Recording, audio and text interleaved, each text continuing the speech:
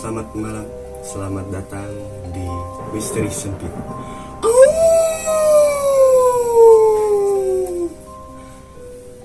Selamat malam dan selamat datang di Misteri Sempit pada episode first time pada malam hari ini.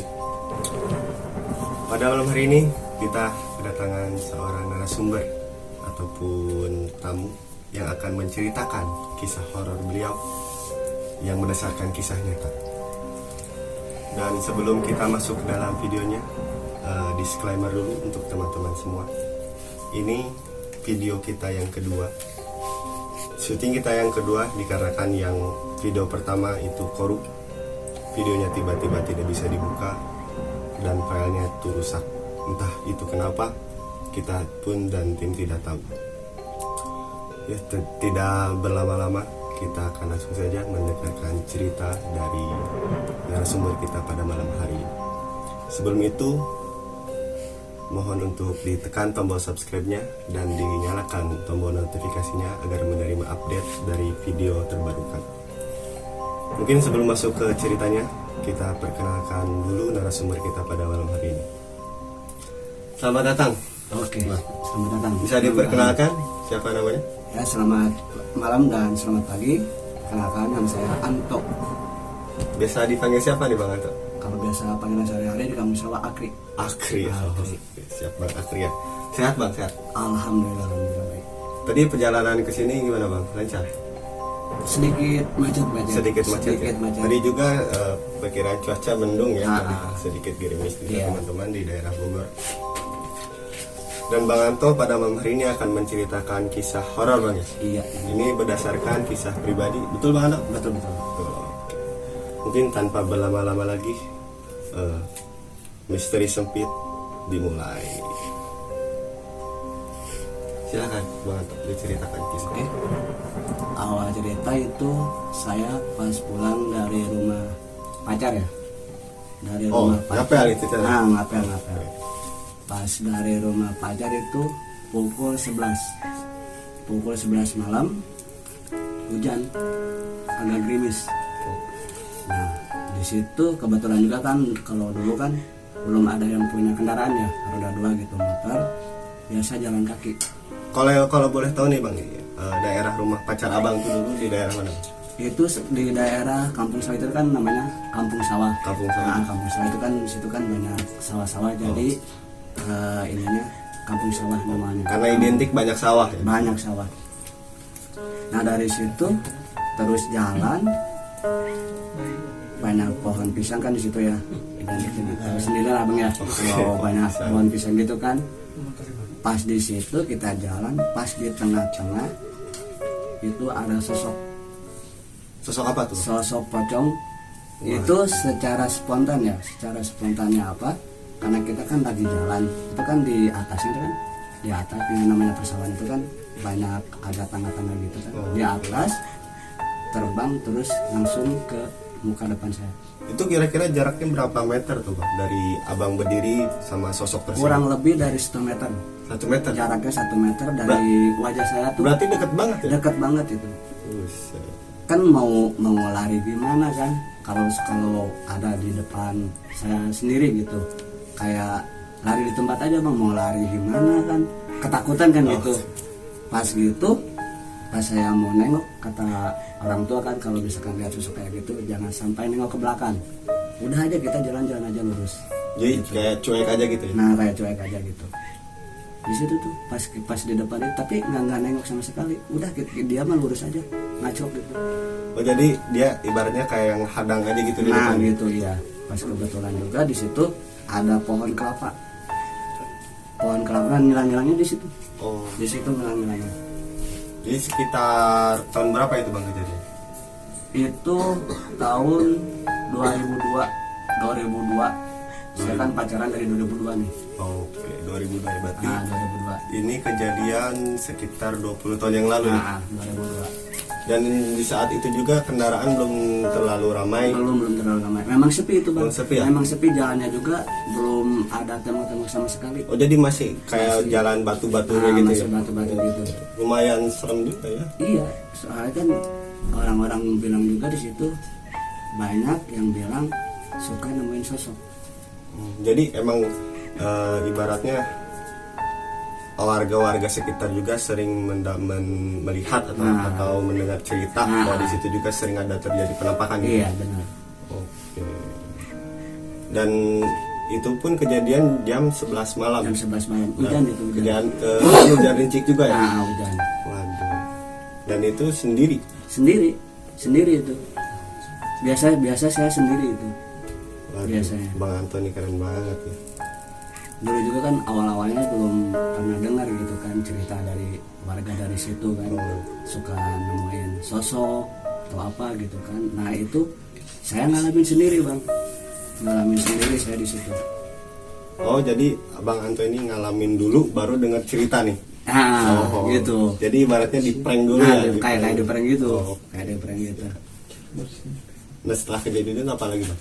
Nah, setelah kejadian itu saya pulang dari rumah kakak. Dari rumah kakak itu pukul 10 sama hujan. Itu di daerah mana? Itu kayak daerah Cideng gitu. Daerah Cideng. Ini buat teman-teman yang nggak tahu itu daerah Cihideng itu jalur alternatif saat kita mau ke Labuan Ratu. Iya, Bang. situ. Silakan, Bang. Nah, di situ kan jam 10, pas jam 10 itu kita lihat HP sih, emang lihat HP, takut kemalaman juga kan, soalnya kan lewat situ emang serem, bukan agak serem, memang benar-benar serem. Nah, dari situ kan banyak pohon bambu ya. Pohon bambu yang kayak gini tuh apa? Kayak melengkung gitu ya. Nah, melengkung kan katanya kalau melengkung gitu kan suka ada yang apa teh dudukin gitu kan, kalau misalkan kita dilangkahin kan takutnya kita kelempar. Nah, dari situ tadinya juga bengong kan, perasaan nggak sampai gini kan gitu. Nah, dari situ pas ketemu 3 sosok, genderuwo, pocong sama kuntilanak. Waduh. Dari situ ketemu 3 sosok. Yang paling depan tuh pocong tuh, Bang. Pocong lagi. Pocong yang paling depan itu. Kayaknya emang pocong tuh udah identik ya sama Bang Antoni. Kayak gitu tuh, agak ngeri dan juga agak takut juga tuh. Oke. Yang paling seremnya, yang paling parahnya itu keluar belatung, mukanya rusak. Mukanya hancur gitu. Mukanya hancur gitu, rusak mukanya. Gak kebayang ya teman-teman ya. Kita lagi sendiri, lagi bawa motor malam-malam, apalagi perjalanan jauh, tiba-tiba menemukan sosok seperti itu. Gak kebayang kan? Iya. Nah, di situ juga, Bang, takut, bener-bener takut situ ya. Kan itu ya apa teh kaca spion gitu. Nah, dari kaca spion itu kan nggak memberanikan saya ngelihat ke kaca spion itu karena ditakutkan ada di belakang. Oke. Nah, nanti takut kaget. nah di situ. Nah, pas di situ pas si bambu itu kita apa teh namanya? Ganjal apa sih? Pakai bambu lagi tuh biar kita bisa biar lewat. lurus ya. Nah, biar kita bisa lewat. Nah, pas di situ pas kaca spion kita kan ngadap sini nih, ada pelukan nih, pas spion itu motor terasa berat. Ada yang numpangin di belakang. Ada yang ngikut gitu. Ada yang ikut gitu. Nah, pas itu jalan itu gas semua full. Tapi berasa berat. Berasa berat, gas semua full, berasa berat kayak yang ada tumpangin itu. Pas saya belok ke kanan, ternyata di kaca spion itu di belakang ini bener ada yang di belakang, ada yang numpang. Ada yang ngikut. Ya? Ada yang ikut itu. Waduh. Bang, siapa ya? Boleh, silakan bebas di sini. Soalnya kan aduh agak ini, Bang. Biar relax aja gitu Iya, ngobrolnya ya. soalnya bener merinding tuh asli. Ini kalau teman-teman bisa lihat ya di frame kamera, ini dari leher depan sama leher belakang Bang Anto ini Asli, guys. merinding banget ini, bulu romanya pada naik semua ya. Asli. Dari kejadian itu ada lagi gak Bang yang menurut Abang yang paling gak bisa dilupain? Itu kebetulan sama teman Sama teman. itu kejadian yang 3 kali itu sebenarnya saya nggak mau ya, Iya. nggak mau ketemu yang sosok kayak gitulah, ngeri takut gitu, takutnya menemu yang parah gitu, yang iya, iya. ada belatungnya gitu tuh, Oke, keluar ngerti. belatung. Nah itu mah kayak sosok ini apa, sinar bolong, sinar bolong gitu. sundul Itu mah. bolong. Nah itu di bawah pohon durian besar tuh. Emang dari rumah teman saya memang jauh dari warung, jauh juga dari ini ya, dari rumah-rumah. Mungkin dari keramaian jauh gitu ya. Jauh. Dari pemukiman. Nah pas gitu sama teman, emang teman pundak, hanya pundak gitu kan, kayak kode gitu kan, kayaknya dia ngeliat. Sedangkan dia ngeliat, saya juga ngeliat dari awal yang bawa kendaraan itu pasti kan yang duluan ngeliat. yang duluan ngeliat gitu. Kata saya gini, udah diem aja, biarin aja kan gitu. Nah tiba-tiba si motor itu mati sendiri bang, Mati sendiri ya. mati sendiri itu motor di situ. Oke bang, maaf saya potong. Itu Ya. kejadiannya jam berapa bang? Itu jam 1 kalau nggak salah, jam 1. Dan itu lokasinya di Itu mana? pulang kerja. Oh pulang kerja. Nah, Malam banget bang, kalau boleh tahu kerjanya itu kerja apa? semacam apa ya, kayak industri sepatuan gitu, Oh sepatu jadi bikin sendal. kayak konveksi tapi gitu. produksinya di rumah. Nah, di rumah. Home industry mungkin ya. Home industry, bikin sepatu sendal gitu. Oke, ini buat teman-teman yang nggak tahu istilah home industry itu kayak produksi yang kita lakukan di rumah. Iya. Oke, silakan bang dilanjut. Nah habis itu kan motor mati ya, motor mati, kebetulan itu tengah-tengah kebun, tengah-tengah kebun, beneran itu jalan, bener-bener jalan itu jelek lah gitu kan, batu berbatuan gitu.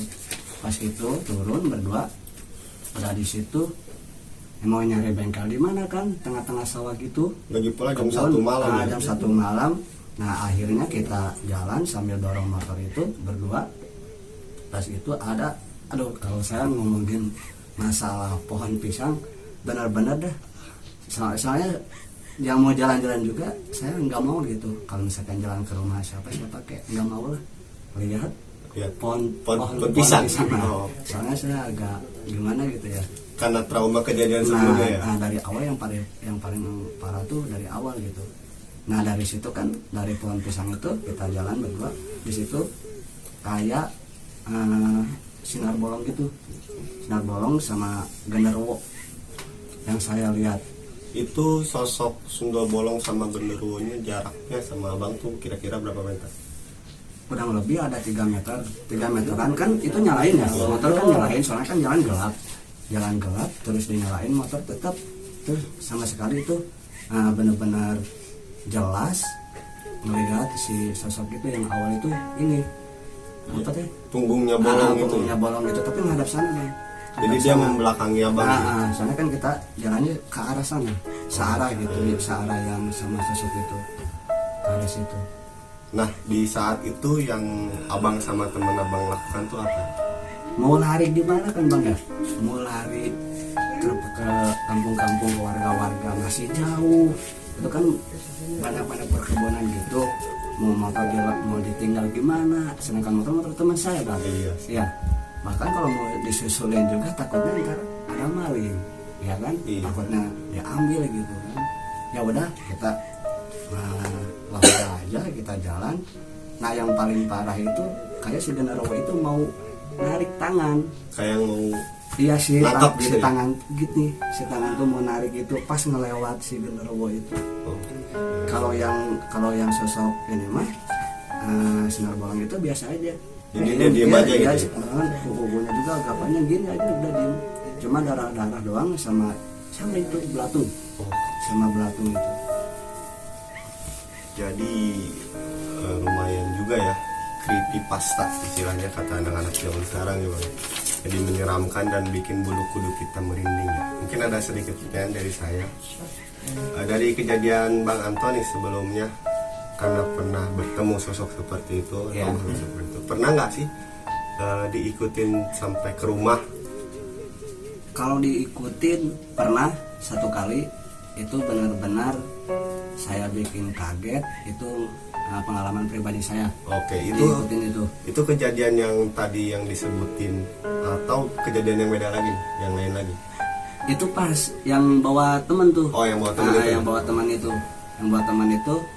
Nah pas saya masuk awal ya, pas masuk terus pintu ada yang ketok gitu. Oh. Ketok yang pertama 1 kali, nah 1 kali ketok, pas saya lihat nggak ada, nggak ada orang sama sekali, soalnya kan di depan juga ada kayak tralis gitu ya. Oh Gitu.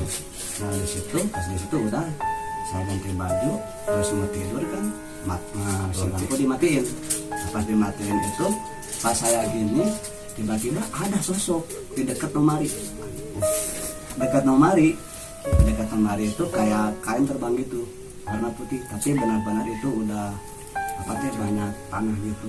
Oh jadi kotor, udah kain karena kayak kain kafan Nah, gitu. tapi sama sekali kaki itu nggak ada.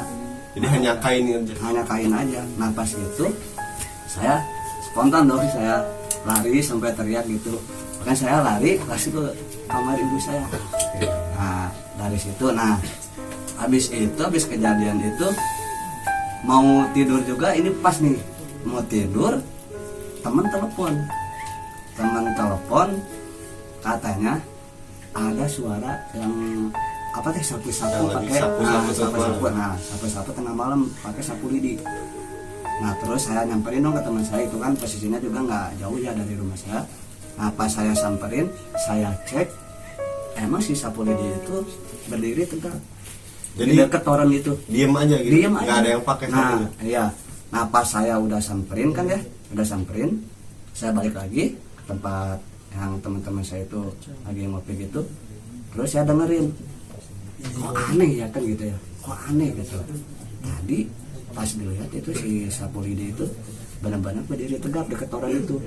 Nah dari situ saya kan penasaran lagi dong. Nah saya pas samperin lagi, di tengah-tengah tuh itu ada tiang, dekat tiang itu saya berhenti dulu, dengerin aja dulu. Saya pengen jelas gitu kan, saya pengen bukti juga gitu, benar nggak sih. Yang awal emang benar, saya dengar sendiri gitu, ada yang siapa-siapa gitu. Nah pas saya berdiri, saya kan ngeliatin fokus ke depan dekat tembok itu kan. Pas dengerin, memang bener bang, kejadian lagi. Ada tuh suaranya. Ada suaranya, ada tapas, nggak langsung kayak samperin. Terus saya dengerin aja dulu gitu kan. Perasaan saya kok bikin di sini bikin nggak enak, takut juga gitu. Takutnya soalnya kan saya udah ngalamin beberapa kali gitu bang. Takutnya pas saya nyamperin ke tempat itu, takutnya pas nongol si sosok itu, gitu. nah si sosok itu tuh nongol, lebih kaget dong bang kalau gitu mah ya. Nah pas gitu, pas udah bunyi sapu-sapu gitu, samperin lagi, posisinya sama berdiri tegap gitu. Jadi Si sapu itu emang nggak ada yang gunain sapu itu ya? nggak ada yang gunain sama sekali. Bahkan si serokan sampahnya juga posisinya tetap di situ. Jadi udah diem di situ Dia aja ya? di situ si posisinya tuh. Saya balik lagi ke teman saya, emang benar gitu kan apa yang dia dengerin. Nah sudah gitu kan HP ditaruh, pengen bukti saya Pengen juga bukti kan ya? Nah pengen bukti, HP ditaruh itu kan di pinggirnya kan ada, nah sama sekali tadi Pohon pisang lagi nih? pohon pisang lagi. Itu benar-benar saya lebih ngeri melihat pohon pisang, dari pohon pisang itu. Kata teman saya kan, coba tolong fokus ke depan, ngeliatin ke depan kan, ada nggak sih gitu kan satu sosok atau apa gitu kan. Nah dari situ si batang pohon pisangnya tuh kayak gini lagi bang, kayak gini tuh. Jadi kayak ada yang ngedudukin Nah lagi kayak gitu ya? menduduknya di siut. Pas gitu saya kan kaget ya pas ngelihat dari 2 pohon pisang itu kan mepet gini ya, jadi dianya ada tengah-tengah. Saya kaget, astagfirullahaladzim, itu saya langsung bilang gitu bang. Ini refleks ya, langsung kan? refleks ya, itu tuh kayak saya kan langsung bilang itu tuh. Malahan saya jadi kasar juga kan, itu goblok gitu kan, sama teman saya sendiri langsung bilang gitu bang, itu goblok, itu di depan, itu goblok itu sampai gitu. Saya saking Kaget ya, pas di gitu. depan. Nah teman saya juga yang lainnya juga lihat si batang pisangnya tuh langsung gini, ada yang dudukin, ada yang narik itu tuh, ada yang narik terus agak digitu-gituin, Kayak digoyang-goyang gitu ya? nah langsung goyang gitu. Terus ini ya, ngopi dulu aja. Ngopi dulu biar ini, aduh, Biar relax lagi ya? biar relax. Aduh, Ini buat info buat teman-teman aja ya, kita ini mohon maaf jika ada suara lain atau suara bising yang terdengar, karena kita ini syuting studionya di outdoor ya, di luar ya, biar lebih greget sensasinya. Ya Bang Anto silakan dilanjutin ceritanya.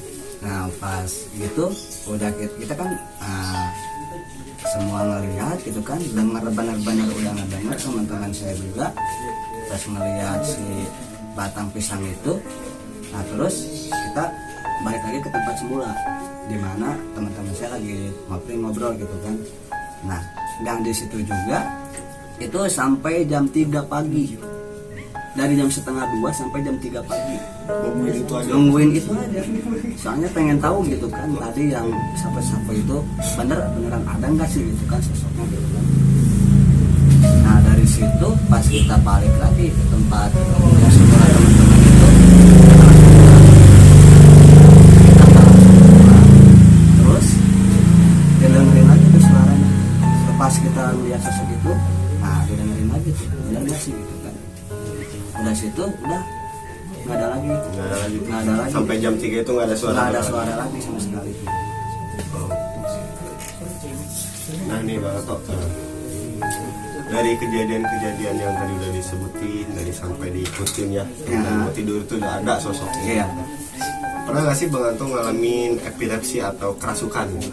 Kalau kerasukan saya ngalamin 1 kali kerasukan tuh, ngalamin 1 kali, nggak tahu itu kerasukan apa ya.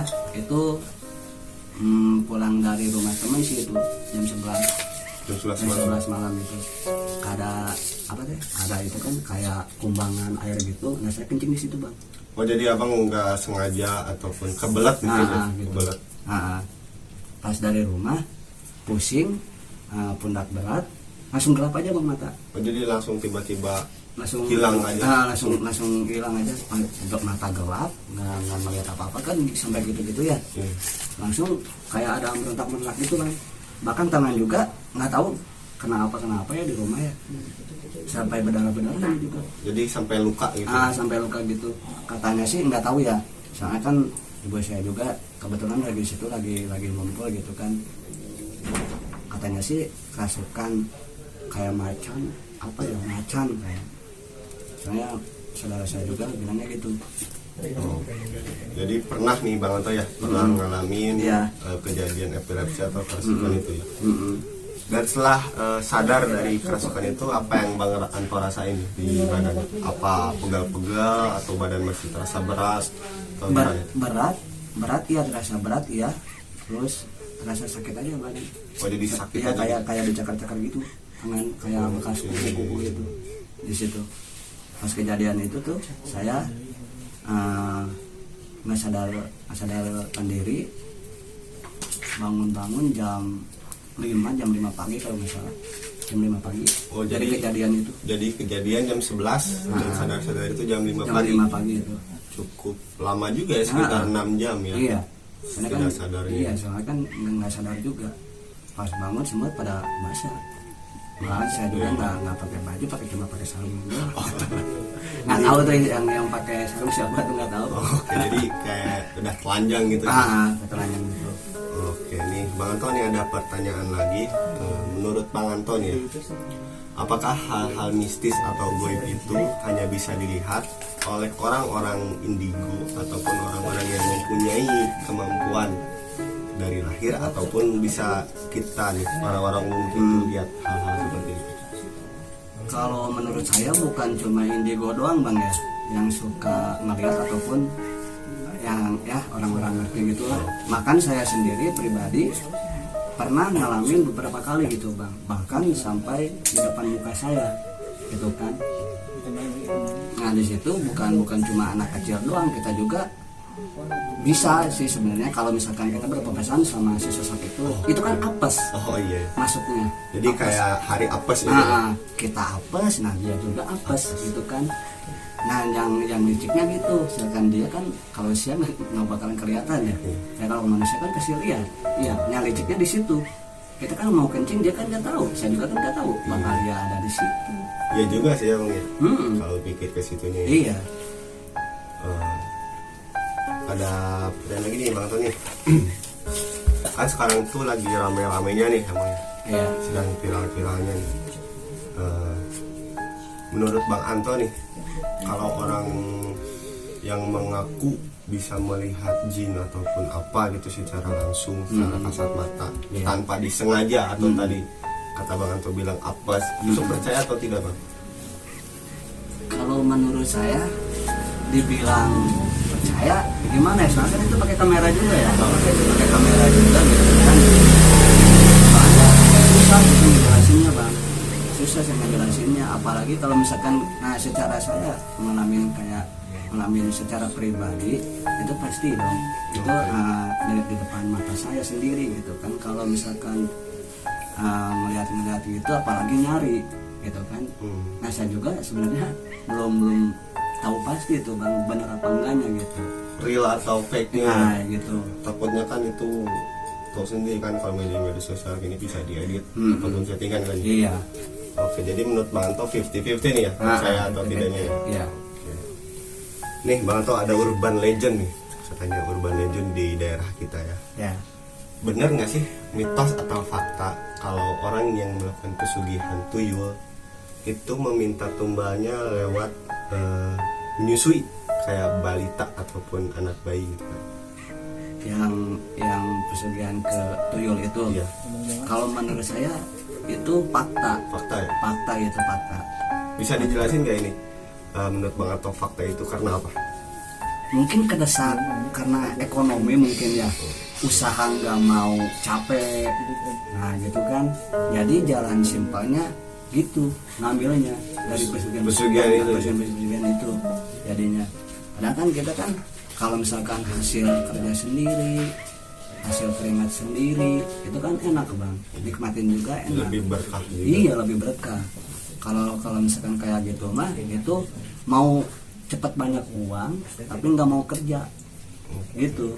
Jadinya Ibaratnya jalan pintas aja. jalan pintas jadinya. Nah jadi kan mungkin karena beberapa kasus juga kan ya ada gitu kan orang yang melakukan pesugihan mungkin. Nih yang selanjutnya Bang Anto nih, betul atau tidak nih genderuwo itu suka menculik anak-anak kecil? Ya kan karena banyak nih ya mitos-mitos ataupun desas-desus di daerah kita khususnya Indonesia kan ya. Kalau genderuwo itu suka menculik anak kecil. Kata Bang Anto itu mitos atau fakta?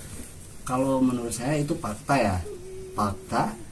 Soalnya kan kayaknya kata teman itu keponakannya main utak umpet. Oh jadi petak umpet gitu ya? Utak umpet di ini di kebun-kebun gitu bang, dekat bambu, dekat pohon bambu. Katanya itu hilang, ditarik gitu. Oke, jadi ditarik. udah ada nih buktinya mungkin ya. Ah.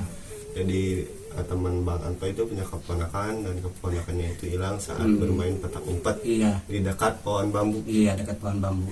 Oke, karena tadi kan Bang Anto juga cerita ya karena pernah lewat suatu kawasan dan di situ ada pohon bambu dan ketemu sama genderuwo itu ya. Itu. Oke. Yang paling ngeri itu matanya bang, mata sama giginya itu berbulu gitu. Oh iya ya, kalau genderuwo kan bulunya banyak. Iya. Nih yang terakhir nih Bang Anto nih, mitos atau fakta kuntilanak merah itu lebih jahat atau lebih berbahaya dari kuntilanak yang biasa-biasanya gitu? Itu fakta bang. Apa pernah juga nih ketemu nih? Itu fakta. Itu kalau nggak salah jam 11 siang itu saya ke kali. Itu kan di atasnya si kali itu kan ada kuburan, banyak kuburan sama nggak jauh beda tuh. Pas di kuburan itu banyak pohon bambu. Oh. Banyak pohon bambu kayak kain gitu tapi terbang. Dan warna merah. Warna merah. Tapi muka sama kakinya nggak Nggak ada, ya? kelihatan. Cuma si kain itu langsung terbang. Jadi mungkin lebih berbahayanya karena mereka kuntilanak merah ini berani menunjukkan dirinya pada siang hari mungkin. Iya, katanya sih saya ada yang dengar ya, yang kunti-kunti itu kan lebih takut sama yang si kunti merah itu. Oh, jadi ibaratnya kuntilanak merah itu bosnya kuntilanak gitu. Bisa dibilang gitu tuh. Ya. Nih Bang Anto, pesan dan amanatnya nih buat orang-orang yang mengalami ataupun yang mudah-mudahan nggak mengalami hal tersebut dan kebetulan hari apes mengalami hal yang dialami oleh Bang Anto sebelumnya nih. Pesan sama kesannya buat mereka apa nih? Ya buat teman-teman, kalau misalkan pulang apalagi malam ya jam 11 jam 12, kalau misalkan melihat satu sosok ataupun berapa sosok, apalagi pakai kendaraan itu lebih serem, itu lebih ditakutkan itu ya. Kalau bisa jangan kabur ataupun jangan lari, itu karena membahayakan diri sendiri. Apalagi kalau misalkan jalan kaki nih teman-teman, kalau misalkan jalan kaki kalau bisa jangan lari ya. Nah, biasa aja kita, kalau misalkan kita nggak ganggu, dia juga nggak bakalan bisa ganggu. Kalau bisa biasa-biasa aja jalan, walaupun di depan kita, di depan mata kita juga, kalau bisa jangan sampai lari. Yang ditakutkan kalau misalkan lari itu takutnya di depan ada kali bang. Oh iya. Nah ditakutkan itu kali sama sumur. Oh.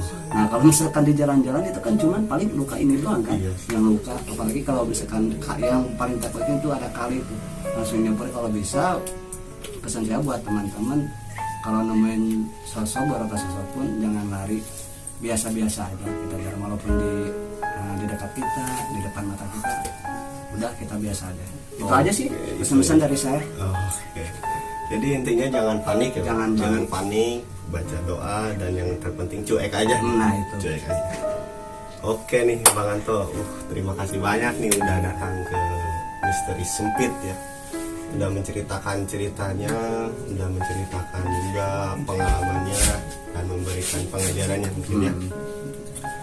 Dan untuk teman-teman semua yang ingin menceritakan kisah horornya, bisa hubungi kami di link yang ada di deskripsi, dan juga bisa DM kami di akun media sosial kami.